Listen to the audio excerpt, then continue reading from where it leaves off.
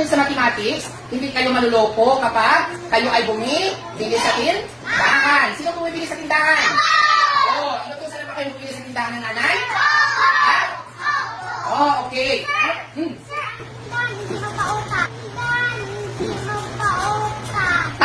Hindi ba pautang ang tindahan? Sino ba sa tindahan?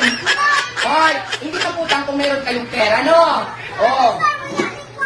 O, kuya, kwarta yan, no? Utang. O, di ba? Relate kayo? Alam na ng mga bata na minsan hindi na sila papautangin sa tindahan kasi lagi natin inuutosan at sa haba ng listahan natin sa tindahan na hindi pa tayo nakabayad. Hindi na tayo pautangin. Ito ang listahan ng utang mo! Pero yung pasensya ko hindi kasing haba, kaya magbayad ka na ngayon din! O hindi na pautangin yung mga anak natin kasi hindi na din tayo pupunta sa tindahan kasi sa haba ng listahan natin, nahihiya na din tayo, di ba? Relate much. Astig kayo ang mga content ni Inday Kalipay. Marami tayong natutunan. God bless.